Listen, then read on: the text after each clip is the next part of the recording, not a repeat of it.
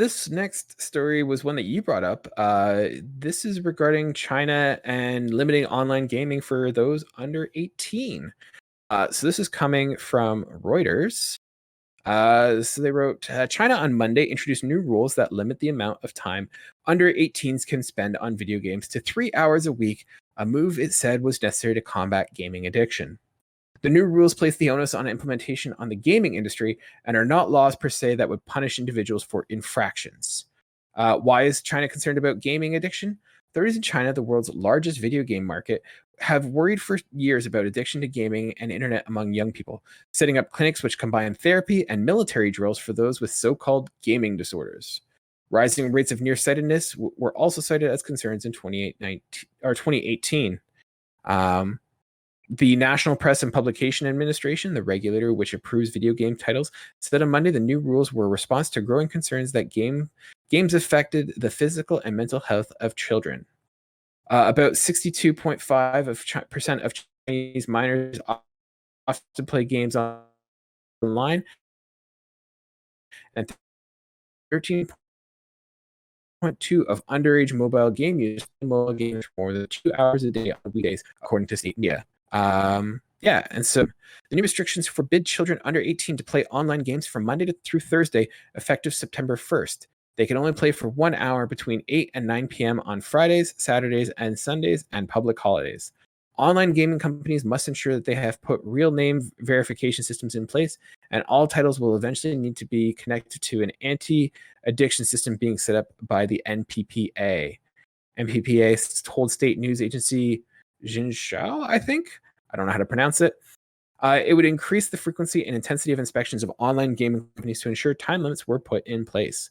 The regulator will also set up measures to punish gaming firms that violate the rules and has increased penalties given the inspections, noting that more than 10,000 gaming titles were reviewed last year. It noted minors could still use their parents' accounts to bypass the restrictions, and said parents and schools also need to step up supervision. Adam, first of all, what do you make of this? And what do you think it'll do for Chinese game industry? And do you think this can even be enforced? Well, it's going to be enforced. It's not like really anybody's going to be able to challenge it in China. Mm-hmm.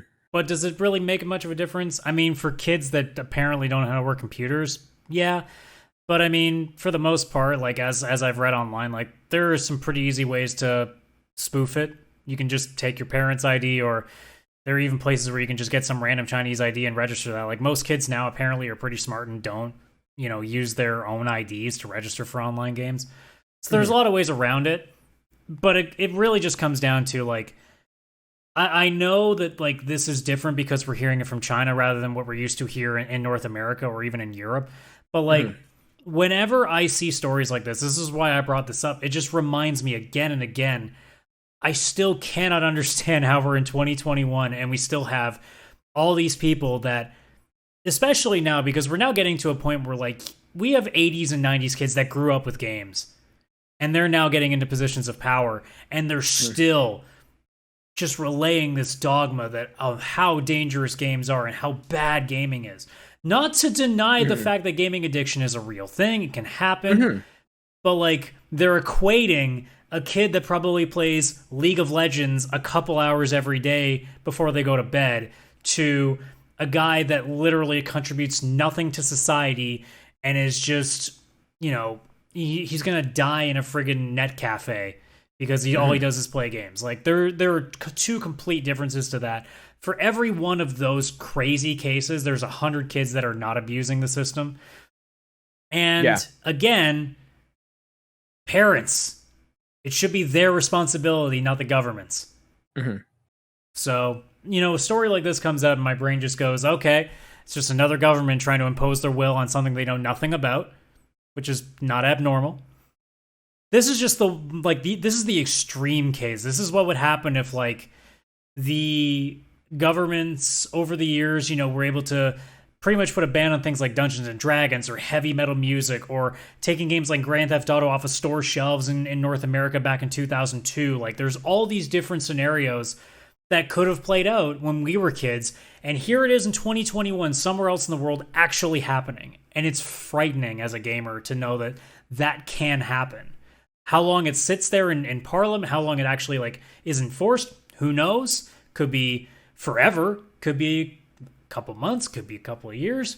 But the fact that it got through and is going to be enforced is the kind of stuff that makes me go, man, I thought we were past this shit, but every couple of years or so, something comes out that just makes us go, nope, it's still the exact same scapegoat it's always been. And doesn't seem like it's getting away from that. Yeah.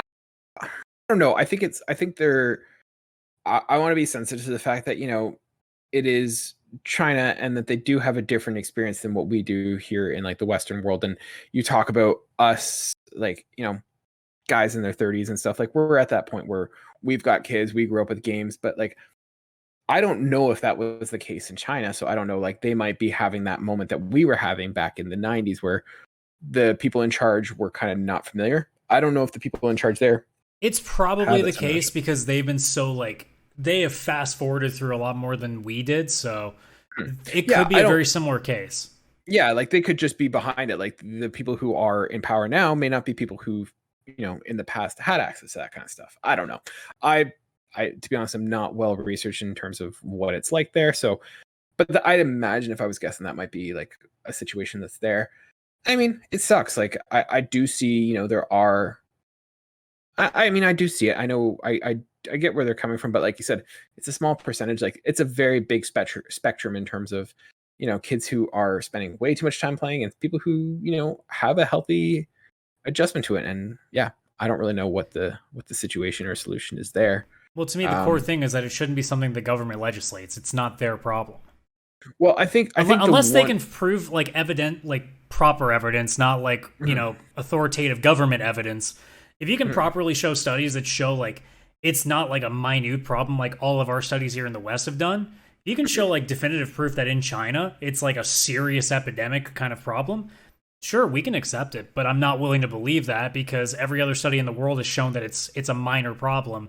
That's not nearly what everybody else thinks it is. So yeah, I imagine that there's larger, circumstances that are going on with, if there is an issue that kids there are playing more games, like I bet you there's more deeper roots as to why they're doing that. Not having any knowledge on the culture, that sort of situation, I can't speak to it. But I imagine that there are deeper causes to that. So interesting. It sucks, and hopefully that this doesn't last long. I think it's interesting. It triggers the child in me. That's all. That's what it did. Tell. Like the inner child in me was like, I remember the day, and this is a bit of an aside, but I remember the day that just because like as a grumpy little kid, I didn't want to pick up dog poop one day in the middle of winter. I got my consoles taken away from me for a week, and I sat there being like, this is the dumbest thing I've ever seen. Like even as a like an 11-year-old kid, I'm sitting there being like, this is stupid. Like I'm literally getting something that's like that keeps me, especially back in the days where I got bullied. So it was like the one thing that kept me sane when I was at home. Like the one thing that like I look forward to every day has been taken away from me for a week because I wouldn't pick up a turd on the ground. Yeah. And it's like, it's that overreaction that when I see stories like this, at the same time that whenever I saw like your Jack Thompsons trying to take games off of store shelves and all that stuff, that my brain goes, you guys just, it's okay to not understand something, but it's another thing to try to take it away from people because you don't understand that thing. Yeah. No, I totally agree with you.